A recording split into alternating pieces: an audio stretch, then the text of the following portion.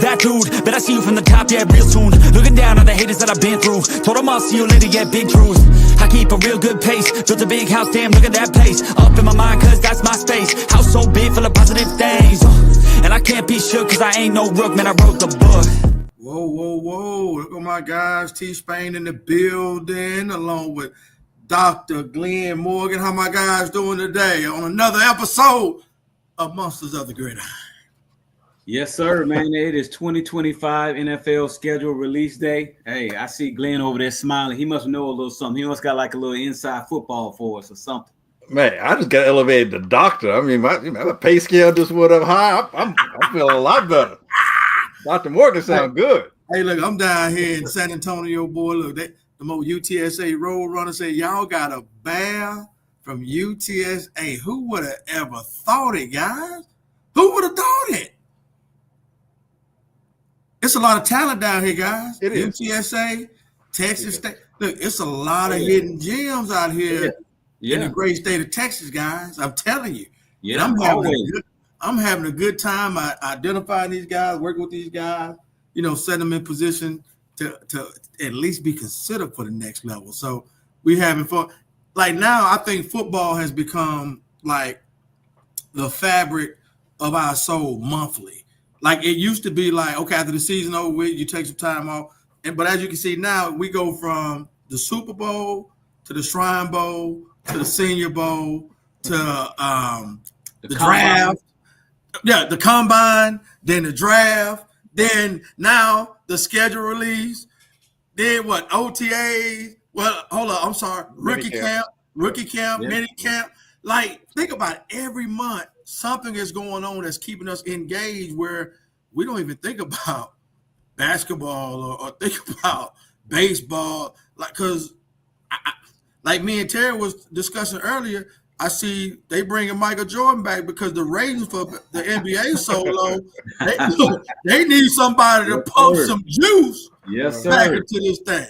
You know what I'm saying? They need that kickstart. They need that. I wanna be like mine. Yes, sir. But you know what? That's a strategic move too, man, because it works for both parties. Michael Jordan gets to remain relevant with the younger crowd or those who get to, because it's unfortunate, honestly, it is, that these young kids and these young generation never got a chance to see Michael Jordan play, right? And so all they know is LeBron James, Kevin Durant, and not knocking any of these players because they're great players as well. But they wear the Jordan shoes, but they've never seen Jordan play. So this will wins for both of them because now Jordan's going to continue to sell more shoes because people are like, I need to buy Jordans because he's on TV, You got all these players that these kids look up to, but the Michael Jordan shoe is still the number one remaining shoe for athletes. And so it's a win-win for him and the NBA and for the younger generation who didn't see him play, but at least get a chance to hear him and his perspective on the game. Yeah, as a longtime suffering Sox fan, anything to make my mind off of the Sox or therefore lack of what they're doing, I'm all for. But no, you guys make great points, obviously. And football it's 365. And here's the great thing about it is I said football. I didn't say NFL. Football is 365 because collegiate football took a huge step, having the playoffs that they did last year. NIL is going a long way, and I think perpetuating collegiate sports, and not just football, but all sports. And football and basketball are the money makers for certain, collegiately speaking. But you're having players now have the option and the desire, not just the option, but the desire to want to stay in school a little bit longer. And what does that do? That helps them become more seasoned, helps them give them other opportunities to where they don't rush to get to the NFL or don't rush to get to the pros sooner and then kind of lessen the product, not just at the NFL level potentially, but most definitely at the collegiate level. College basketball suffered, I think, the last 10, 12, 15. The one and dones didn't do them any favors. At all. Now, some of these guys have an opportunity to think about it, stay a little longer, get a little more seasoned, develop, and the NBA, may get a little bit of a better product. Your top tier guys are going to be your top tier guys. Mm-hmm. That being said, to bring this full back around to football, what we have here, you have guys are going to stay at schools like USTA.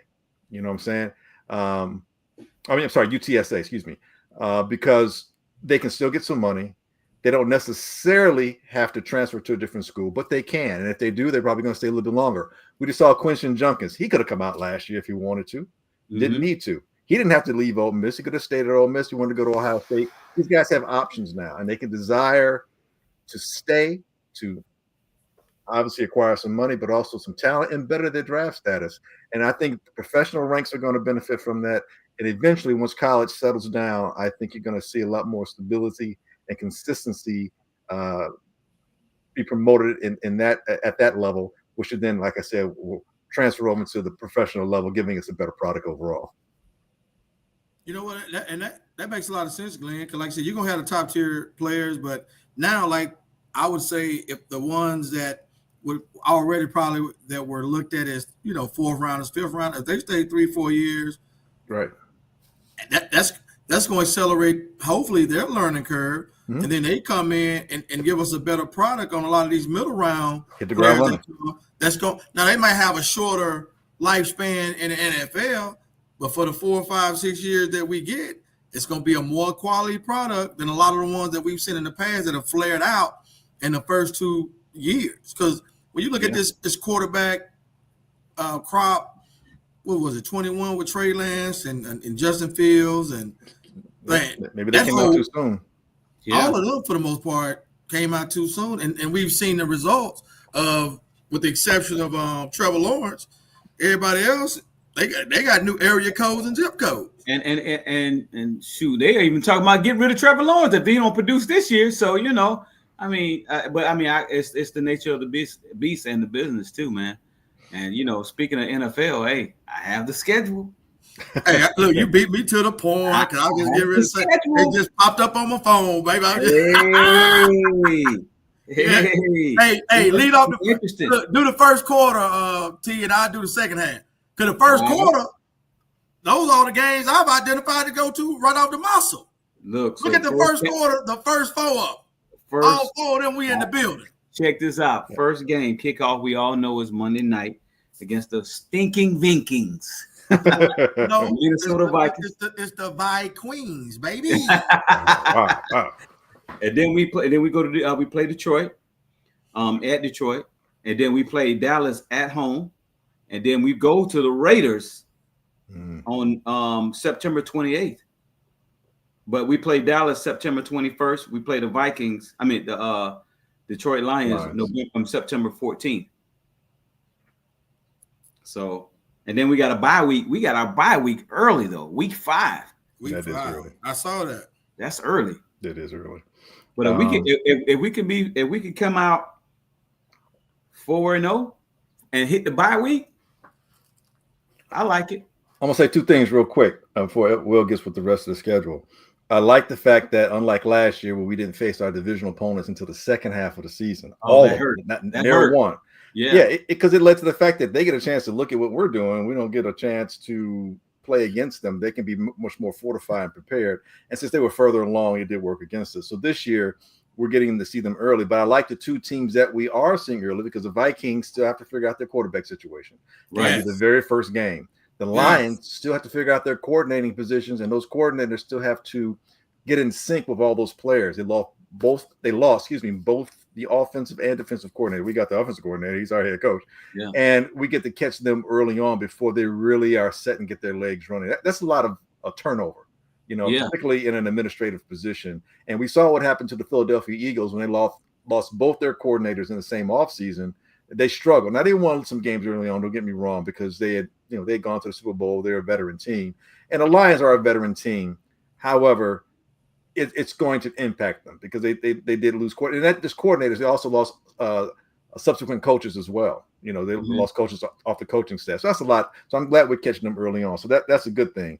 And it gives us a chance, the Bears gives the Bears a chance to jump ahead and potentially catch teams at the right time. NFL, man, you can look at the schedules now, what we're about to do. And according to what I saw, the Bears have the second hardest schedule. However, in the NFL, it's when we catch you, when we play you. Exactly. You got to think about attrition. You got to think about coordinators don't went out, new coordinators coming in, promoted. Everything got a jail, like change of personnel. So like you said, Glenn, I think again, and this is not drinking the Kool-Aid, but we potentially could come out 4-0 in the first, because I like to break it up in quarters every 4 games. Mm-hmm. But then when you look at the second quarter, 3 out of the 4 games on the road. Yeah. At Washington, where we owed them a little get back. Like I said, a lot of us was in that stadium, and I'm gonna tell you, hey, we were right there. I was talking cash money, you know what? I was talking cash money like twat. Yeah. So when they got that Hail Mary, I had to go eat crow real quick. Look, I'm gonna be honest now. And see, look, God done brought Samo on the line right when I'm getting ready to say this. Samo, what's happening, baby? What's happening, fellas? What up, What's Sam? up, boy? Hey, I know what you're doing. I know you're looking at the schedule. He's looking at the schedule, trying to see where you're going at. Oh yeah, yep. Look, yep. After that Commander game, it was a wrap because you couldn't hear a rat pissing on cotton after that game. Like you can see the faces of the players, of the coaches, and it was like that one game, everybody was deflated. Yeah, they was deflated. Like mentally, the season was over because we went on a 10-game losing streak after that. Yeah, deflated like a Tom Brady football. Man, come on now. I'm talking about deflate gate. So look, I'm saying we could go 4-0 in the first quarter and then come back and hit the Commanders, the Saints, the Ravens, and the Bengals. Even if we go 2-2, we 6-2, guys. Yeah. I'm looking at it because look, hey, don't the Saints wish they would have selected Shedeur Sanders now? Maybe we gotta see what Shuck is like. Yeah, we can see what Shuck is like. Hey, Doc, I saw Shuck at the combine. I ain't buying it. I know. I'm just saying it because I just on record. I just want to get it out there. But I'm with you. I don't understand why they didn't take Shedeur. It blows my mind. I ain't gonna shuck and drive. You don't know. Yeah. So call out. Man, this is man. I know these are all tough games, but and see, that's what I'm saying. Okay, when you look at, like you say, the Vikings. The line, man, I'm not scared of no lines, man. No, like, but I'll tell you this though, that Monday night game is a must-win game for Chicago. I don't care. I mean, I ain't gonna say like it's our season's over if it's we a lose. Tone setter. Your point. Yeah, but yes, we need to set the tone immediately. Yeah, and then we got JJ McCarthy. I mean, not to take anything away from the young man, but you don't know what he's gonna be able to do. Maybe we don't know if he's a starter. Yeah. We don't. I mean, they don't. How many times did JJ McCarthy throwing the ball 30 times? Because they're going to play from behind. We're going to score some points, I know, in that first game. Well, slow your horses there, Samo. I love you, Samo. I don't know about you said we're going to score some points. That Vikings defense, it's got some problems. There's some problems there. Yeah, they got what did Caleb do against them when he was at home? The last time Caleb had the Vikings at home, he was 32 of 47 for 300 yards. 340 yards and 2 touchdowns.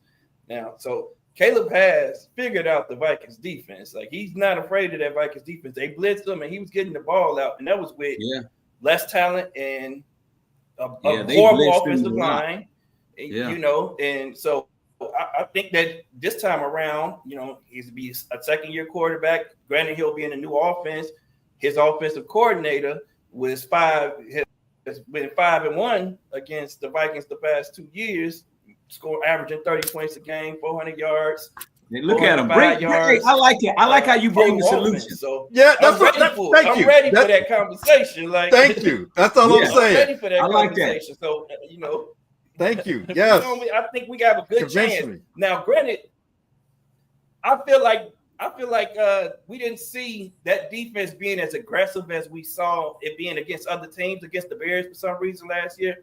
I think that they played a lot more coverage than I would have expected. So I do expect them to dial up a lot more blitzes against Caleb this year, because last year I didn't feel like they were as aggressive throughout the year.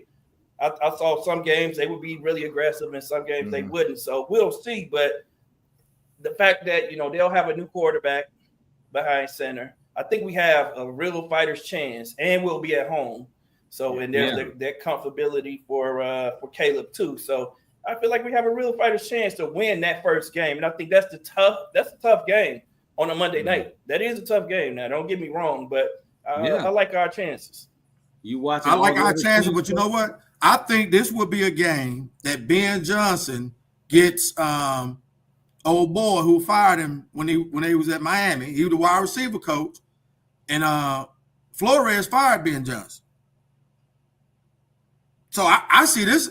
If Caleb get rid of the ball, man, this is gonna be a game where Ben might put up 40 on Flores defense. Okay. He's got that petty in him. Yeah, what? Ben Johnson does. And I love it. I love it too. Yeah. Let me tell you something. And he's from Carolina too. I just want to throw that out I love that. I love that. I just want to throw that out there. Yeah. Hey, Ben Johnson wants to beat teams. He don't just want to win. He wants to beat you. And that's what I love about Ben Johnson. And then we got a defensive coordinator who's never had that. Dennis Allen has never had an offense that can put up points. So if he has an offense that can score a lot of points and he played with defense with a lead, like we could see a difference in Dennis Allen as well. Yeah. But let's go game by game. All right, we're saying we're gonna get the Vikings. What y'all really think gonna happen in Detroit? If we have no injuries and our offense is gelling, the defense, because for some reason I feel like we're gonna make one more move, and I don't want to say it's gonna be Trey Henderson, but I feel like one more move is coming on defense.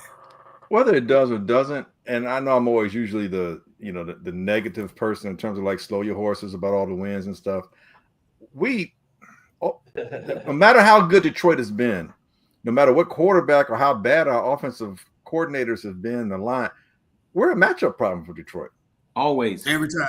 A matchup problem. And I don't see that being any different. And I see it actually leveraged in our direction because our head coach knows that personnel roster-wise. Yeah. Now, we don't know how they're going to execute because they have different coordinators for the most part. But he knows their personnel. He knows their strength and weakness. He knows who to attack on defense. You know what I'm saying? He knows who to have the defense attack on offense and how to, So I feel that's I legitimately feel 2-0 is a strong possibility. Yeah. And 2-0 here is going to feel like 8-0. And nationally, it's going to be like, are the Bears for real? At that point, that's when I get concerned because I'm like, can we handle all this positive attention? Yeah, and we get too happy too quick too soon, and that's where your veterans and your coaching staff have to make sure everybody is staying level-headed but aggressive and what have you. But I do believe 2-0 is a strong possibility. I'll say that going forward. Okay, I definitely agree with you on that. And then it's always a toss-up with the Cowboys, right? Even though we're playing them at home. It's a toss up because they're trying to identify. They're trying to make up for last year. Right. They seen the team in their division win the Super Bowl, so you already know what they're trying to do. So it's a toss up right now. I'm when you say go week by week, we're gonna definitely have to go week by week because if we go 2-0 and if we're 4-0 after the bye, before the bye, and before the bye. That you're right, Glenn. Our veteran leadership is going to have to say, "Hey, pipe down. We haven't accomplished nothing." Mm-hmm. Well, because look at the Bears when we came back from London, and we won. I was at that game, and I'm thinking like, "Oh man, this might be it." Look what happened. Yeah, I'm glad I changed my mind last. Yes, at the very least, being 3-1. Who's the Cowboys' new head coach? Brian Schottenheimer, Marty's boy. Yeah. So again, we're catching people at the right time, and then they have Matt Eberflus. That's right. Yeah. They have Matt Eberflus I see as their defensive coordinator. I see 3-0 being a strong possibility because we're catching people at the right time. There's a lot of newness in those first three teams right there. Really, I don't know if the schedule maker somewhere is like a closet Bear fan, but you can't really schedule having when you catch teams at the right time any better than that. New quarterback under center for Minnesota, new coordinators for the Cowboys. I mean, for the Lions and ostensibly the Cowboys. So you're catching a lot of. Now, granted, I know we're new too, but there's it's a bit of a difference because you got Prescott coming off of injury. He's the defense it ain't what it was. They got guys coming off of injuries as well in the secondary. They got a lot of question marks for a team that's been as talented as they've been. They got a lot of question marks. So yeah, I think we catch people at the right time, man. I think the arrow for us is pointing forward. Those other teams is kind of like this, could go either or, and I think we catch them at the right time. Because, like you said, okay, we got a bunch of new coaches, but we got the right coaches, like Al Harris, Antoine Randall, like those guys are seasoned veterans that can step right in, and if they got the pieces, which so far they have the pieces, I think we're gonna see fireworks Monday night, guys. First game of the year. I'm gonna just be honest. I truly believe we're gonna see 35-40 against them Mike Queens that Monday night. And then the following weekend against Detroit, I think he gonna shred because everybody that we have all the way back to Trubisky shredded Detroit. Hell, I remember when Trubisky shredded him. I got visions right now. Allen Robinson dived in the back end zone, catching touchdown against the Lions. Yes, sir. And we know what Justin did. So it's like it's always a matchup problem for us, with the exception of that 41-10 game we lost because hell, we went 3-14 guys with a bunch of JV guys that year. So I don't really even count that. So I feel like we're gonna give Detroit a bunch of matchup problems. And then when you look at the Cowboys, like me personally, I just don't respect them. I'm gonna be honest. Other than Michael Parsons, I feel like we're gonna shred their defense. We chip him, and then Dak. Look, who better know Dak than Al Harris, who was one of the best pressure man cornerbacks when he played. And I still remember that game. Remember that game with Green Bay? Remember that game when Green Bay played Seattle? And Hasselbeck said he called it in overtime, and what happened? Goddamn, he threw that pick to Al Harris. Harris took it the other way. Yeah. Yep. So I think Al Harris is going to be just what the doctor ordered for Tyreek Stevens. And if he ain't, that boy that they got from down here at UTSA, Zach Frazier.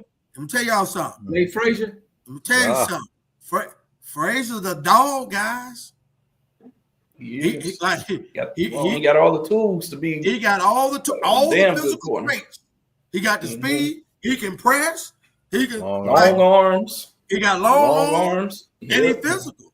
So it ain't gonna be no horse playing around like that Washington Commander game last year, not being mentally in the game because you got Terrell Smith and another young bull. Got Terrell Smith too. Ready to step up. And then Las Vegas we got competent coaching, man. I think this year gonna be different for the Bears, man. And I know we said this the past 2 years, but we know what our deficiencies were from that. We know what we were lacking. We know what we went wrong. We know what we erred, or we knew where they erred in their ways. And I think we fixed those. I think we fixed the offensive line, even though there's still a question mark at left tackle. But I think that we have good competition with 3 different guys that could start at that position, and then with competent coaching, we're not going to leave a guy out on the island every play. Give that guy some help if he needs some help on that left side. I think we're going to be good there. We missing a dominant defensive end right now on the other side of Montez Sweat, but we still got Odangbo. We don't know what he's going to be. We still got Booker, and I think he's gonna surprise some people, man. I really like what Booker can do as a pass rusher. Man, I think we're gonna excel this year because we have a great roster. I'm not gonna say we have a good roster. I think we have a great roster. We might not have the depth that we want, but everybody that's starting, I think we're pretty solid. We're right up there with the top of the league as far as talent goes there. And then we have depth in certain positions too.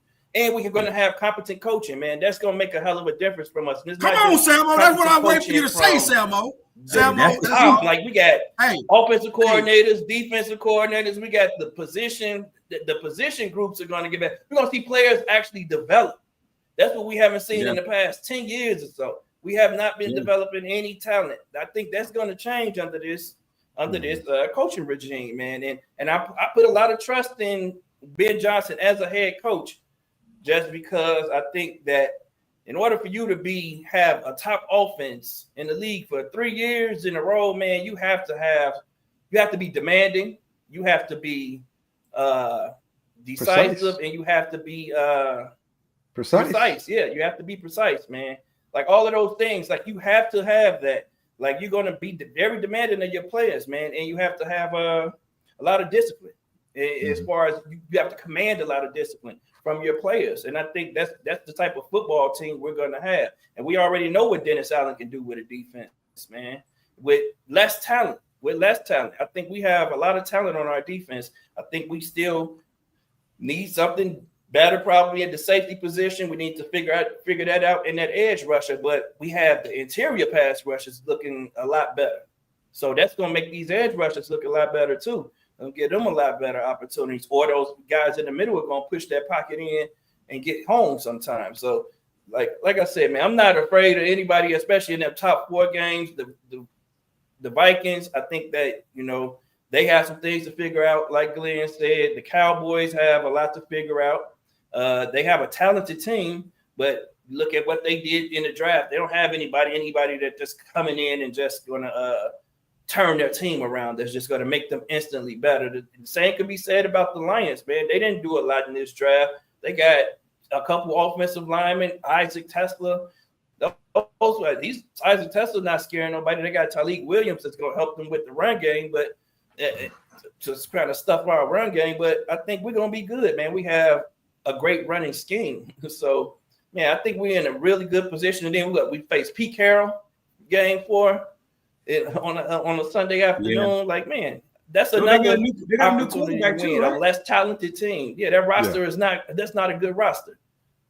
You think you like the roster? You like that roster? I think it's the kind of roster that Pete Carroll can do something with. And I think because of that makes it formidable. I'm with you. I'm not saying it's a standout roster, no, but it's a roster that fits the dynamic of the coach. And when you get that in sync, then you can do something. We've seen Vrabel, just to give you an example, with Tennessee Titans years past. That roster's not scaring anybody, but damn if they weren't always in the playoffs, causing problems and beating teams like the Chiefs in the regular season and beating the Patriots when they were good in the regular season and giving the Ravens all they can handle in the regular season and then winning a playoff game here or there. So that's if it were a different coach, I'd be like, yeah, whatever. But this guy, I'm like, and he's not your typical older coach because he's got that young spirit. He's like perpetually like stuck at like age 60. He's like a youthful age 60. He's probably about 92 years old. You're right. He got a lot of energy. He's 7,000 years old. You're right. Yeah. Yeah. BC. He's 75. He's still that's bouncing definitely around, BC. cheerful dude. He's not like but he's in the wrong division. That's the thing though. See, you got Kansas City, you got Denver, and who they got? The Chargers? Yeah, Chargers. So I mean, tough division. Yeah, it's a tough division. Yep. Right. So that means they're looking to the Bears. As much as we checking off wins, other teams looking at us going like, hey, that's a possible win. So if you're the Raiders, if you're the Raiders and you got a home game, and you got the Bears coming, it's like, hey, maybe these boys get here, they a little, distracted the night before or 2 nights before whenever they get there because it's Vegas, But they're looking at the Bears as this is a team that we need to win. It may be a must-win game for the Raiders in a lot of ways. And when you have your back up against the wall, or if you have a certain focus with specificity in terms of where you think you have your chance to win, and you can extrapolate the best from your players at that point and get the best from them, because you know what? We match up here, and here, and this is how we're going to win. We've seen that. I mean, any given Sunday, fellas, any given Sunday. So I don't look at it as a gimme.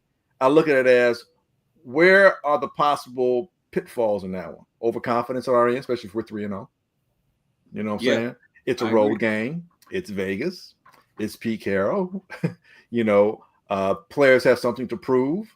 At that point, if the Raiders are 0-3, they're more desperate to get a win. So, or if they're 0-4, whatever the case might be when we play them. So yeah, to me, it's not a layup, but I also believe that the Bears are in a position to where they can leverage a win, but like with anything, man, you got to stay focused. You got to understand who you are, and you got to understand how to defeat your opponent in front of you. And that's where the coaching comes in, man. Again, Ben Johnson, I love like everything Samuel was saying. I love his pettiness, you know, but I also like the fact that here's a guy who he focuses on winning, and he don't give a you know what about anybody's feelings. Right. He just doesn't. And so, you know, it's like, hey, this is what we're gonna do, and this is how we're gonna do it. So it'll be an interesting game. I think the Raiders are a little bit more talented than we're giving them credit for. Change at quarterback should get a little more consistency there. You know, running back should definitely be something that, you know, have to pay attention to. The offensive line, you know, and sometimes keeping it simple and executing is a lot better than being complicated and you can't get shit done. You're right. You brought me back down with that one. You're absolutely right. And they do have their roster is kind of talented now that I think about it, and they do have a really good coach. And just in thinking about it, I forgot that they got Geno Smith, and you know they got Ashton Genty as their quarterback. I mean, as their running back, and you know that Pete Carroll likes the big, long, fast receiver like the DK Metcalf. And they went and got your Tennessee homeboy, who I wanted the Bears to get in. Dante Thornton. So they move it. They have some nice weapons, and then they got that tight end from last year. That dude is a monster. Right. He's gonna get the Bears a headache. So and then the defensive interior. You know, they got that monster. And they weren't healthy a little bit on the stretch. So did they get an interior pass rusher? Let me see. Well, they got him last year, just they were injured. Yeah. So the defensive interior. Yeah. All right. I think they drafted somebody, I think, too. So yeah, man, it's not going to be a cakewalk. You definitely can see that. Yeah, you're right. Look, I don't see it being a cakewalk. Yeah, we're gonna have to beat them. They're not gonna lay down for us. That's the team we're gonna have to beat. It's not a team that's just gonna lay down for us. And then we're gonna be in Vegas too. So you gotta think about that on a seriously afternoon. Afternoon. Yeah, so what happens Saturday? That's Friday and Saturday night. Yeah. Well, what happens Friday and Saturday night? I might go to be honest. I'm gonna have to think about that one. But y'all see, we got a lot of primetime games, guys. So when I see a lot of primetime games like this, somebody anticipating somebody being pretty good. They just don't want to miss out on the moment. That's what that is. Yeah. Because they got a new coach, a hot shot quarterback, got all this turnover. They don't want to miss the Bears moment if they want to, you know, capture that. So they're not done. The NFL knew there was time. Ben Johnson, first time head coach. Everybody wanted him. Every team that needed a coach wanted him. Yeah. So you know they're not going to miss those moments, man. Yeah. And you know, so we got to move. Hey, who you think the next game that we have? We play what? The Saints next at home in Chicago. That's the one layup. That's the one layup I'm giving them. Washington. Everything I said about the Raiders, throw out when it comes to the Saints. Right? That's the hey, quiet as kept though. Oh no, we beat got the Saints Washington. in a minute though. When last time we beat the Saints? Yeah, but we got the defensive coordinator now, and they got no quarterback. Yeah. And we actually play Washington. My bad. It's Washington, then it's the Saints. Yeah, so what y'all trying to say? Y'all trying to say that Jay Daniels don't have a sophomore slump? Too, so that's Y'all think he gonna have a sophomore slump or what? What we think? No. I don't think so. Who are you talking about? Look, I got a better idea. During that game, we run a female out there that want to talk to him. Then Mama gonna come out there and shut it down. Well, I don't. You know what? He may have a sophomore slump. Jay Daniels, he may regress a little bit. Nah, I don't see it, Doc. Because I believe he surprised a lot of people initially with his first season, and he was riding high for that. But quite honestly, I think people are going to game plan a lot more towards him. They're going to know his strength, what his weaknesses are, and they're going to tackle that. And I'm going to be honest with you. I think the kid is nice, but I think he's going to regress just a little bit this year. It's going to be costly. You heard it first. You heard it first on Monsters of the Gridiron podcast. He is going to regress a little, and it's going to hurt the Commanders big time. So would you say C.J. Stroud regressed last year? In some aspects, he did. And they still made the playoffs, right? Yeah, but I mean, you got to look at the division. Who was going to beat him in that division? Good rebuttal. Good rebuttal. It's a Yeah, good rebuttal. me, Sammo, and Will could have beat that win in that division. Look, who was the top? Who's the big bad wolf in that division? Tell me that. Riddle me that, Batman. Got an easy slate in that division, right? Yeah. Hey, that's Sammo, Well, baby. what, I mean, hey, outside of the Yeah. Eagles, I don't think the Cowboys or the Giants are presenting the same type of competition that makes Washington feel like we're scared of you. I mean, the Giants' defense is going to be really nice. Oh Their my God, offense- their front four. I mean, their whole front is seven is just ridiculous. It's ridiculous. Yeah. But their offense is a major work in progress. Oh yeah, their yeah. offense is trash, bro. Ain't no other way to say it. It's And trash. the Cowboys, I think I'll be shocked if the Cowboys win 7 games this year. Well, they did revamp their offensive line. They did revamp that offensive line. I don't. They got to figure out who they are. Yeah, they picked up Pickens That's the too, thing right? about the Cowboys. Yeah, they picked up Pickens, but he's So a head I case. wonder how he's going to work with CeeDee Lamb. They may argue. That's They what I'm both saying. they're tight. They gonna argue. They're running- Their Yeah. running game is a question mark. Their running game, they have some nice names, but I don't know if that necessarily means much. Right. And most of those guys are like on the third team. It looks like, it's not like these guys were necessarily killing it wherever they were before. They're nice players, but Yeah. their running game isn't something where you're like, they got to figure that out. Yeah, Because Jay your Blue, passing game, if you Jay try to- Blue from Texas probably gonna start at running back for him. maybe, Jay but here's the Down thing: Yep. if you got to Yeah. keep passing all the time Rookie. in that Yeah, I division, like him too. That was a good sneaky pickup. there was. But you gotta look Cowboys- at something too, and this one because my cousin, he a diehard Cowboy fan. He said, "Man, we got Pickens." I said, "Bro, Pickens a head case, doc." I said, "Look," I said, "Jalen Tolbert, and then the tight end they got for the Cowboys. That's the second and third option. Okay, you can say on paper Pickens gonna be number 2, but it's a reason why Pickens didn't sign an extension with Dallas.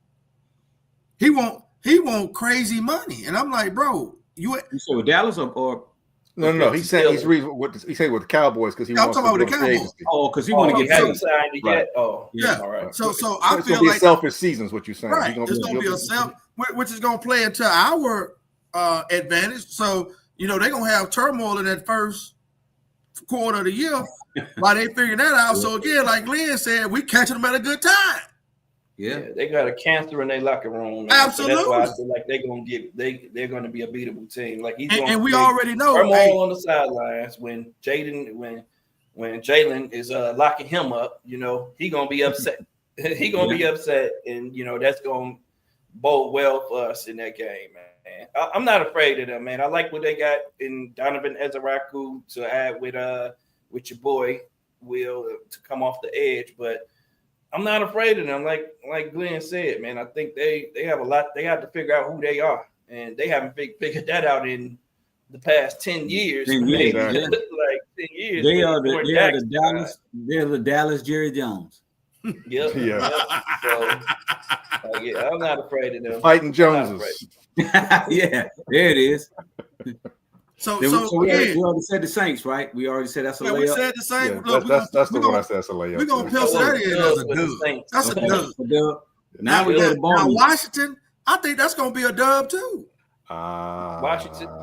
Yeah, We Washington looking gonna be for a tough favorites. game, man. we could have we beat them the year before with Justin, put up 40, and then last year we could have put up at least 20, 21. We had Man, they got a lot we better, played though, horrible man. in that game. That's the team Yeah. that got better than the offseason. yeah, they Okay. did, but I feel like we got better too though. Well, here's the problem. They actually got better last year during the season. And when you learn how to win and you learn who you are, that goes and pays a lot dividends going into the next season. It's so difficult. We can't stay stuck in what happened in the past. Every season is different. We know this. Yeah. So going into this upcoming season or coming into the season based off of what they did last year, their building blocks or their building steps are further ahead than ours went in the other direction. We were both right here when we met, and then they went like this and we went like that. Yeah, it was like this. And so we're trying to get back in this direction. They're still ascending. So and again, it's in Washington again. So we got payback. I think it's gonna be one of the hopefully and this is what I'm sure the NFL is hoping as well, and whoever has the game, whoever's broadcasting the game, hopefully it's one of the better games of the first half of the season. And everything on paper, everything pregame, if we do the pregame show for that one, there's so many different storylines we can build into that one that says this game should be one that everyone's sitting down to watch. It deserves to be a primetime game. Yep. So that's great. Does that mean a win for us? I'm 60-40 or 55-45 only because we're on the road and they're further along in their development and we having a reset. I will say this too. I will say, I didn't mean to cut you off. No, Will and I was at that game last year, and there were probably more Bear fans at that game than there were Commanders game fans. Yeah, right. But that don't was change this year last because they're a better team. Yep, they're a better team this year. Hey, we'll see. I mean, we don't be they there. not even We sell us show up and show out. That's the thing. We do show up and show out, True. but they're a better team. Now their fan base is just increased. Like the entire city wants to go to that game. And you think they didn't see that happened last year? They're not going to allow that to happen this year. I know that they were hot. My daughter lives in DC and she don't even watch football like that. And she even talking about the Commander. I said, "Oh my God!" Look, she don't even watch football. See, yeah. You watch occasionally, but it ain't like football. And it's Chocolate City. It's Chocolate City with a league that's predominantly black, and a lot of teams. Here's the thing: we're talking about as fans. There's a lot of NFL players that are going to be watching that game because these two teams are potential destination spots because they do have young talent. They do have new coaching. There may be something where they see, you know what, we want to be part of this growing culture. There's a lot of players that would like to play for Washington right now.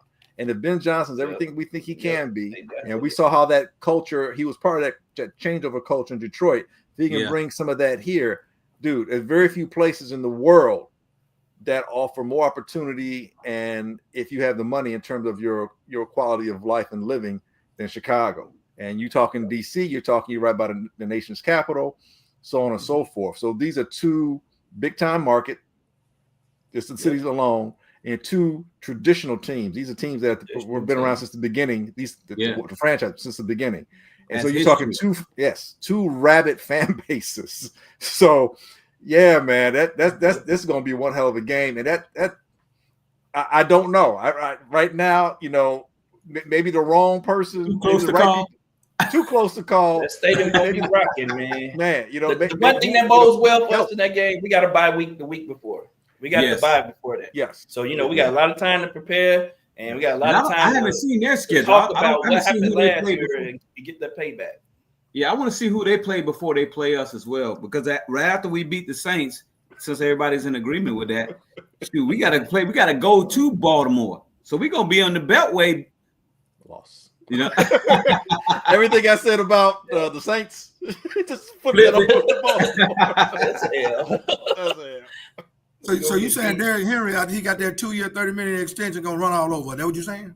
I know. I'm saying Lamar Jackson. My first problem is Lamar Jackson. My alpha problem is Lamar Jackson, and my omega problem is Lamar Jackson. It is everything else in the middle with the defense and King Henry, and, a coaching staff that knows what to do. Yeah, and the fact that defense they keep falling just short. got better. The defense got so much better, and they got a dominant safety and a dominant edge rusher on a great defense. Oh yeah, they got Mike Green. They going. Man, they got Mike, and they got, I forgot what safety they got. Malachi Starks, right? Malachi Starks, yeah, that's who they got. Malachi Starks. Really? You got Kyle Hamilton, and now you got Malachi Starks. Exactly. Okay, so you're set for the next 7 years, no problem. Yep. Yeah. That's and just to go back right quick, the Commanders are actually got to go to the Chargers the week before they play us. Chargers, so they go to the Chargers too. So yeah, that bode well for us there. They crossing the country then too. The country crossing, and the flight back. Yep. But it's a Monday night game too. So look, they could have had us play the Saints week 6, then the Ravens and Bengals in week 7 and 8. But instead, we got to go play Washington, then come back play the Saints, then go back and play Baltimore. Ravens. And then we go play Cincinnati right after that. Yeah, that's gonna be a shootout though. That's the shootout. Yeah, that's gonna be a shootout. Well, every game they play against good offense is a shootout. I know I said don't go back years, so and I'm gonna stick with that. that being said, the only reason why I am slightly going back is because that offense is pretty much still the same personnel in terms of the wide receivers and the quarterback. Running back has changed. I get that. Their defense is in a quandary right now. Yes. And I'm saying when the Bears beat them, we were, that was, what's Nagy's his lame duck season, and Justin had to come in and spell Dalton. But my point is they induced Burrow into 4 interceptions in that game. And our secondary is better now than it was then. Oh, yeah. And Burrow, as good as he is, and I'm a Burrow fan, as good as he is, there are times where, because he has so much confidence in receivers in himself, the team and the coaching staff and Burrow, they will let him do what he does. I can see him throwing 2-3 picks against the Bears, and that could be, and the Bears, and again, it's weird. You go decade by decade, different iterations of coaches. The Bears seem to always really do competitively well against that division. They just have. A lot of times they come away 2-2. Mm-hmm. So you're saying we're going to beat the Ravens? Oh, I'm saying that's a nail. But Cleveland and Cincinnati, those could be wins. Yeah. Those could be wins. And Pittsburgh too, but still trying to figure out the quarterback. Pittsburgh is I think that's a winnable game, really winnable game in Pittsburgh. That's because that's another team that game is Chicago, right? That game is in Chicago. And it's at home. Right? So that game and the Giants game is Chicago too, right? Yeah. Giants games should be interesting. Why? They don't have they have a defense. They have a hell of a They have a defense. But if they don't have nobody throwing the ball, I mean. Well, you got Russell Wilson and Jameis Winston. That's true. They got some veterans. I don't know. By then, you might see that other boy. You might see Jackson by then. Jackson Dart. That season could be over. It's week 10. Yeah, I don't think so. Not with both those. Not with Winston and with both of those. No, because those guys, I mean the general manager and the head coach, they need to save their job. Yep, that's true. And you ain't trying to depend on a rookie to save your job.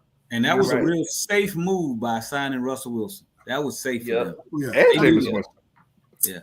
Yeah. Quarterback development, the whole 9. And then we got the Vikings in between with J.J. McCarthy. He still ain't got it figured out when we play him the second time around. Well, that's the Kool-Aid fan of you talking, Will, and I can respect that, and I love you for it. However, they have a really good head coach who's really good at developing quarterbacks. That is true. No-name, nothing quarterbacks. Hopefully he's not regression. Well, yeah, in our case he does. But you got a hellified offensive line. They have everything developed. They're basically just a quarterback away from being arguably the second most talented, best dangerous team in the NFC. They really are. True. They have receivers, got everything built around them. Tight end, running backs, offensive line, active, aggressive, talented defense, and Turner's going to be a year better in incorporating into that defense, and he is a chess piece mismatch nightmare on defense, potentially speaking. They have a lot going for them, and they took Sam Darnold and won the division last year. So, he hasn't had a starting quarterback go back to back. I think in almost 3 years now. 3 years, 3 years, and he still flourished every year. And if we beat the Vikings, like I believe we feel we should, game 2, you damn well know for certain they can't. They're gonna have extra attention on us. So and this is a division game. Division games, it's hard for me to say they're gimmies unless the teams are really just bad, and they're bad. And we were that team, and if we didn't have such bad coaching, we probably have a better winning division, a better record in our division winning than we won the last 2 years. We should at the very worst been 3-3 the last couple of years. Arguably could have been 4-2 2 years ago, and last year could have been 5-1. So I mean, it's division games are like this, man. They can go like this. So second time around, especially with being the first time around, I'm just saying it's not a layup, Will. That's all. I'm just, I know you were smiling, you were happy, and I felt your joy. We'll still say it's a layup. Look, go ahead. Nothing you said. I heard nothing you said. I hear you. But through those 11 games so far, the only team that I'm really afraid of, Ravens. is the Ravens. Because now I feel like we got better coaching, man. When you look at the last 3 years, all the games that we should have won that we talk about when we go back on memory lane, Coaching. it was coaching. It boiled down to coaching. The year we went 3-14 before we went on that massive losing streak, the game we should have won, we lost because of coaching. We went 7-10. We should have been 10-7. We all can recall them 3 games that we lost. Broncos, that we had a 3 touchdown lead, Browns, and Detroit, that we lost in the final waning seconds, where that should have been 10 wins. Then you go 5-12, and you can look through those games too and say, well, we should have won that Green Bay game. 9-8 would have been at a minimum. But then again, everything happened the way it's supposed to happen, the way the universe wants us to happen. Because if we go 9-8, then we still talking about flus. Yep.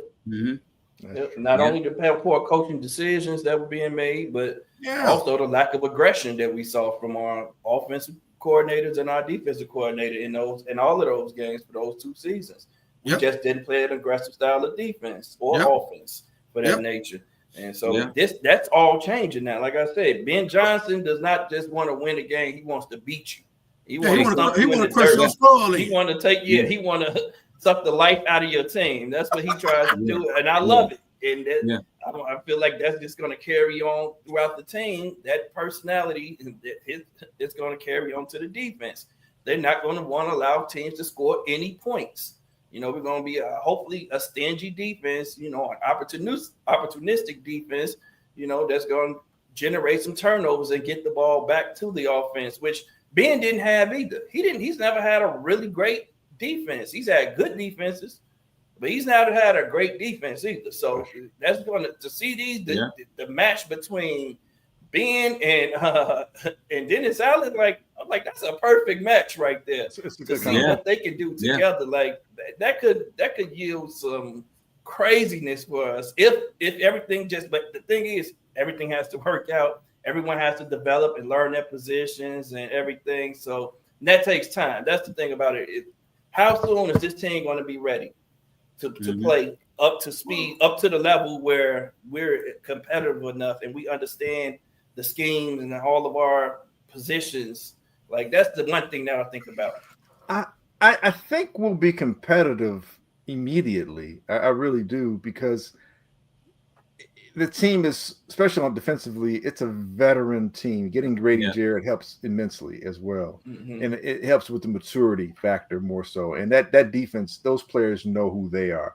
Even though there's maybe a different defensive scheme, those players know who they are. And it's for the coaches at that point to learn more about them than them really, you know, breaking their head over the scheme and all that kind of stuff. I think we'll see that the immediacy of the defense, and that's the side that develops more quickly anyway. But I think because it's a veteran but young and athletic team with the additions that they have, particularly in Grady, I think that'll show itself in terms of, you know, the developmental aspect you were talking about, Samuel, in terms of immediate. Because offensively is where we're going to really have to see a lot. Where the patience you referred to earlier is going to have to be a part of the process. But that being said, the veteran leadership that's been included, particularly on the offensive line, will help with that. Oh yeah, that transition happen a lot sooner. I think with the veteran wide receiver you have, and I think with the football IQ that the receivers seem to possess, and getting a couple more veteran guys that can fill in the slot until Luther develops, you know, more consistently. I think it'll show. And to your point earlier, and both you and Samuel and Will, in terms of Will saying, you know, I'm not scared of anybody outside of the Ravens.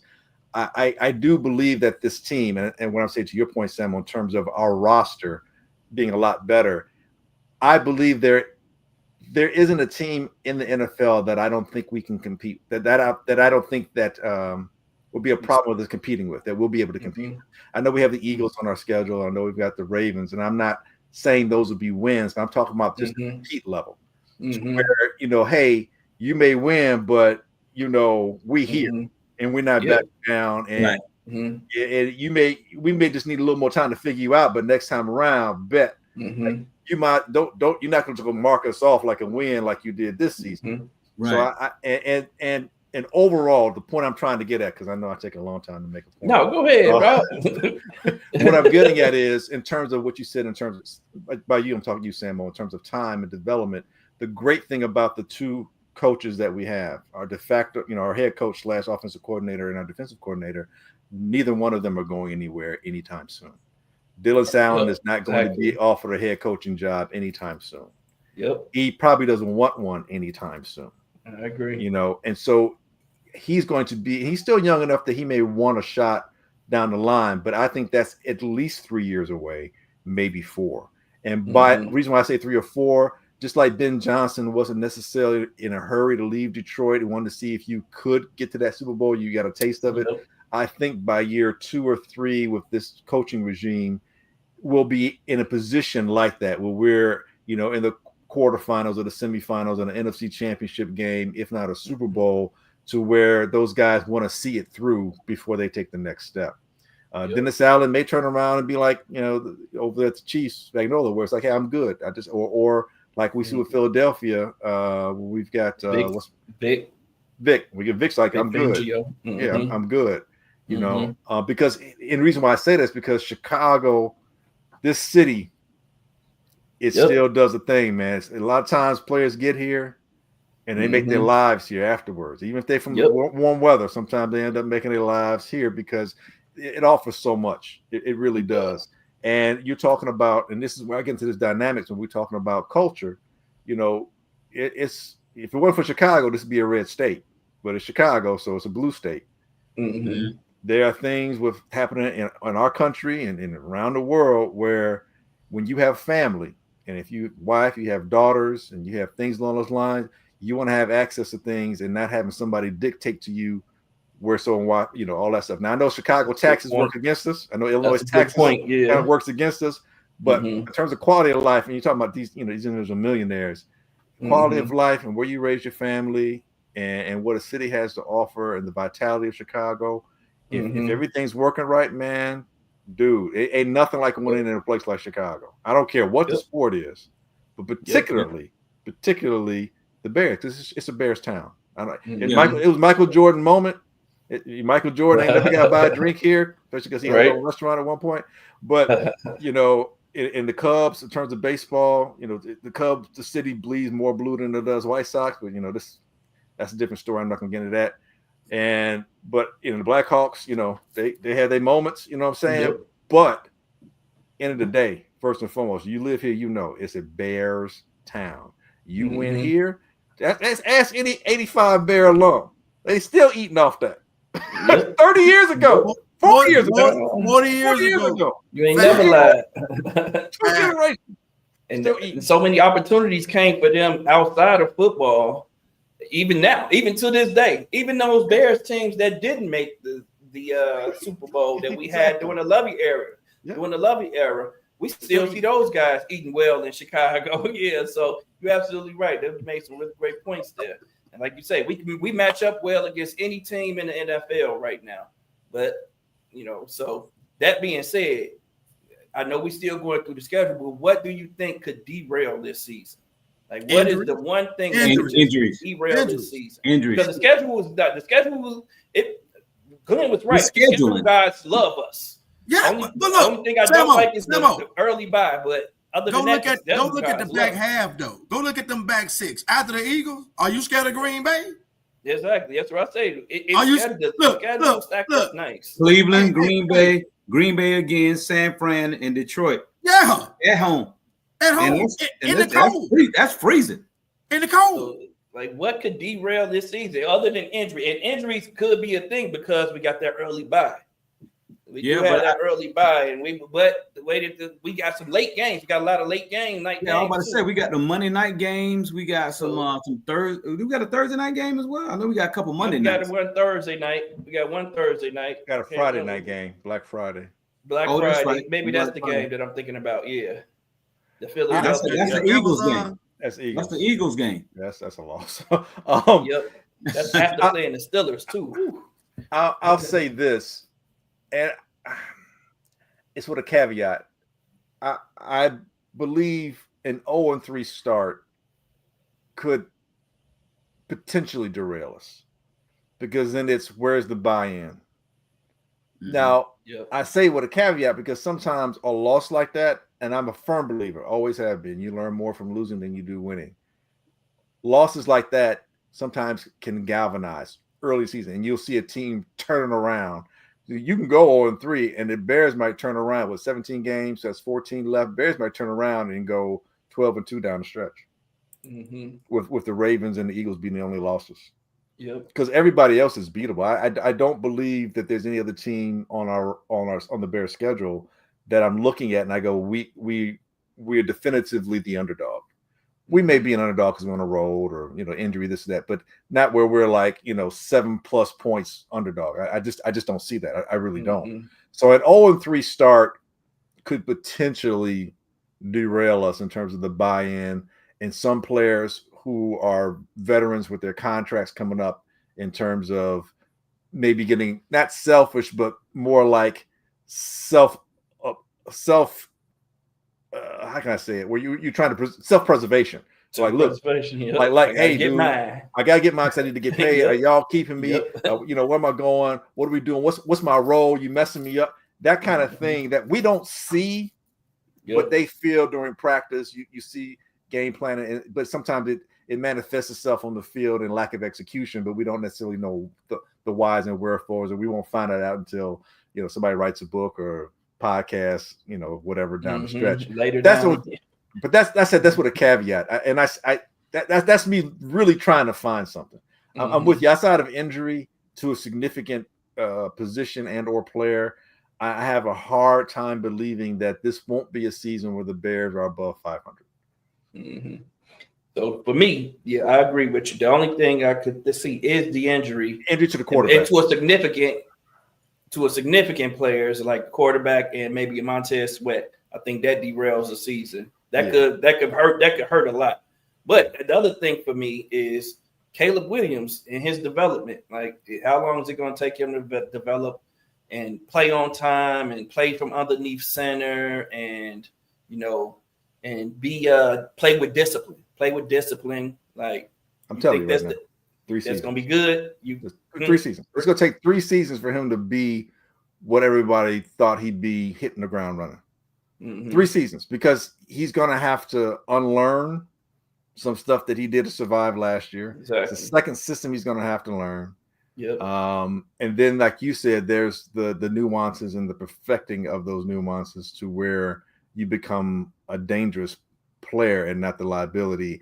And Caleb is such a driven player. He wants, like most young cats, you want everything now. And I don't mean that in a bad way. And he works really hard to get all that. But sometimes you want it so much, you push so hard, you become a detriment to yourself. Like sometimes, like you take Kobe, for example. Kobe didn't need to be shooting those shots against Utah in the playoffs. Yep. He thought he was Kobe already. He wasn't Kobe yet. Yep, exactly. He had to figure that out. He's Bean's son. Bean Bryant's son. He wasn't a Mamba yet. Right. Exactly. But by like year 3 or 4, and again, keep in mind his development kind of in Phil being there, all that stuff.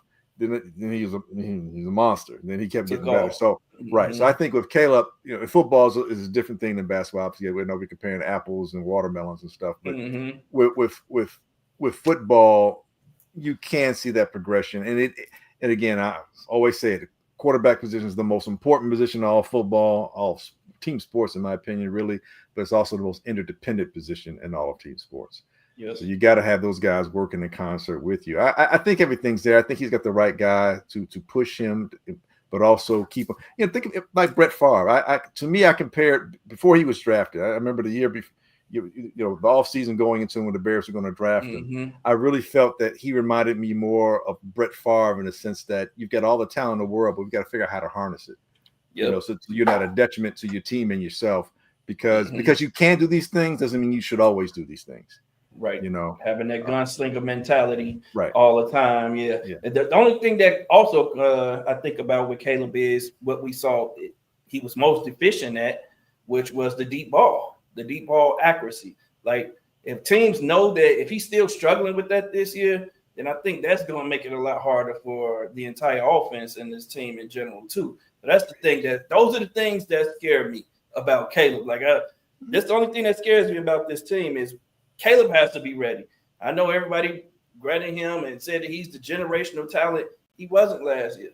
He wasn't that generation. He wasn't that generational talent. He had some damn good games. I mean, he put up some good numbers, but we see where he struggles. And don't even get me started. He has to. Yeah, right. Well, guess what, guys? Look, y'all see you see the schedule. I know Glenn don't want to do this, but hypothetically, look, we're gonna go around the horn, and you're gonna put out and we're gonna mark them down what you anticipate this year's record being. Terry, I'm gonna let you. We're gonna go counterclockwise. Terry, I'm gonna let you start it off. And look, I'm keeping receipts over here. You keeping receipts. All right. I think realistically, go game by game, Doc. Come on now, do it right. Okay. Minnesota won. We won. That's a W. What you stuttering for? You didn't say that with no confidence. Terry, just go ahead and say it. Man, hey, I had to zoom in. My eyes getting bad. I had to see who we were playing. Oh, you didn't say that with no confidence. Hey, well, hold on. I'm gonna say it with my chest for the next one. So y'all Detroit win. Dallas win. Raiders win. Bye. We win. Because we're going to rest up. Saints win. That's 5. Baltimore lost. 5-1. Cincinnati win. Giants 6-1. win. 7-1. Minnesota win. 8-1. Steelers win. 9-1. I love Eagles Chicago lost. fans. 9-2. Oh. Green Bay lost. 9-3. Hey, screw that, man. We 1-0 in Green Bay with this team. They're on a 2-game losing streak. These are my picks. Cleveland win. Green Bay win. 11-3. San Fran win. 12-3. Detroit lost. 12-4. You got one more. You got Washington. Oh, you skipped him. Win. Okay, 13-4. All right, Samo, let's go. Ooh, that's a lot. I love Bear fans, y'all. Right, y'all that was a big one. Y'all are precious. All right, y'all not gonna be you too got far the off. Vikings dub. You can put the Vikings as a dub. You're gonna give a dub for Detroit, of course. A dub for the Cowboys. And Glenn done talked me out of Vegas, so I'm gonna take the L for Vegas. I'll be honest with you. 3-1. Take the L in Vegas. That's 3-1. Washington, man, I'm gonna give it an L, man. I ain't gonna lie to you. I'm gonna give the L in Washington. Saints to win. We're gonna take the L in Baltimore. 4-3. We're gonna take the L in Cincinnati. 4-4. Just because we there. We're gonna win against the Giants at home. I think 5-4. Vikings beat us. Ooh, 5-5. We beat the Steelers. We 6-5. lose to Philadelphia. 6-6. We beat Green Bay. We beat 7-6. 8-6. we're gonna beat Green Bay again. 9-6. We're gonna lose to San Francisco. We're gonna beat the Lions. Ooh, 10-7. 10-7, then. That's where it ended up at. Dang. Samo ain't playing, boy. I like it though. I like it. I think I'm with Samo with the number, just the different wins and losses. All right. So I'm gonna go Vikings win. 1. I'm gonna go loss to Detroit. 1-1. And I'm winning the next 2 games. We beat the 3-1. Cowboys, and we're gonna beat the Raiders. 3-1. We're gonna lose the Commanders. 3-2. Gonna beat the shit out the Saints. 4-2. Gonna lose a close game to the Ravens. 4-3. Physically, that's going to be a demanding thing that we have a hard time getting back from. So I think we lose the next game to the Bengals. Ooh, 4-4. Beat the Giants, another physical game. 5-4. Which is going to hurt us when we play the Vikings for the second time in Minnesota. 5-5. Beat the Steelers. 6-5. Again, the physicality, and then having to travel to the East Coast and playing the Eagles, unless Jalen Hurts is hurt, and 7 other guys are hurt on that deep ass team. Yep. That's a loss. 6-6. I think we say undefeated in Lambeau and beat the Packers.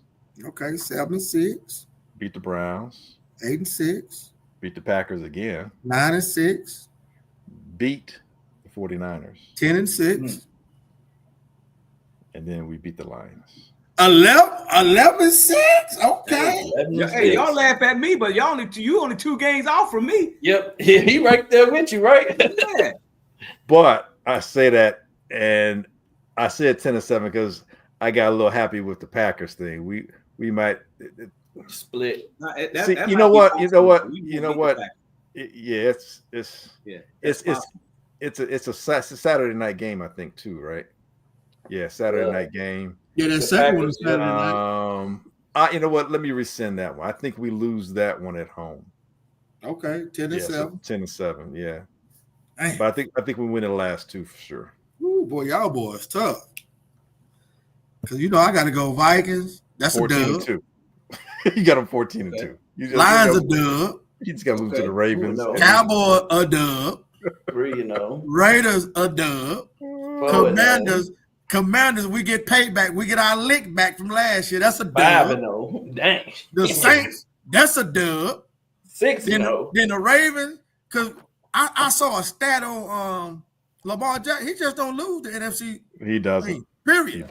He doesn't. So unfortunately, I got to say that's going to be an L, but it's going to be close though. 6-1. It's going to be close.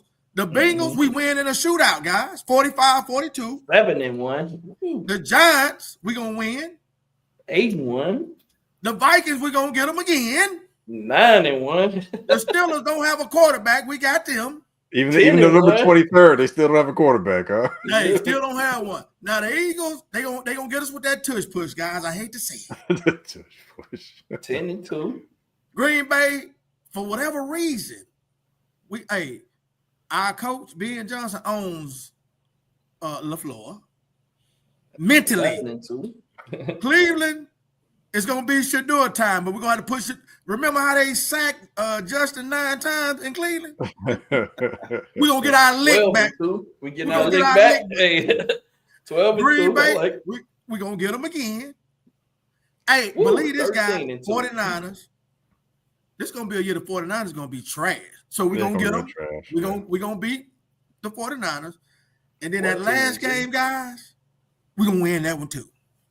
15-2, Willie, Big Willie.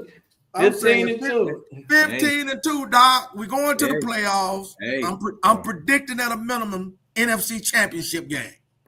Well, I'm going to say this to your thing, to everybody. Don't forget December 7th is a day that might live in infamy. It happened in 1941. Yeah, it happened in 1941. It might happen to us in Green Bay. Might happen to us again, right? Right. Yeah, I'm just saying, guys. And then the other thing, it's my fault. I'll take the complete blame for Week 11 loss at Minnesota. It'll be my fault because it'll be my birthday and it'll be my wish. Man. And I'm just karma's just going to say no. It's gonna say no. It's going to say no. So that one's on me, fellas. You're gonna be at the game, baby. You're gonna be in. Come on, you're gonna be rooting for the hopeful. We all gonna be there. We gonna wheel them to a dub. What you mean? I'm just saying, man. I know how the universe works, bro. so I'll take responsibility for that one. I'm just saying. Speaking from experience, like you think I've been living this. I've been living this 50+ years. Hey, guys, we had a good time, man. Look, it's gonna be a fun-filled year.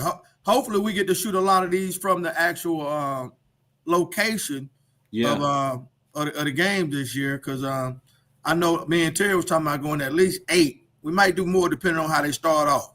The first 4 will set the tempo. So, Glenn, Samo, hey, I want y'all to make sure y'all in attendance. We'll talk about where we'll be sitting at, because we're in the wild 100s. That's how we do it. That's where I was raised, man. Wow, right? Come on now. Come on now. 116th and data, baby. Come on. Beach outside. Yeah. Wow. Hey, anybody got anything else to add before we get up out of here? No, I'm excited. I'm ready for some football, man. That's it. Enough said. Bear down, baby. Come on, baby, Yeah. bear down, boy. I'm Another with him. I'm goat. with him. Let's go. Dogs There you up. Yes, Bear sir. down, baby. You always throw me off.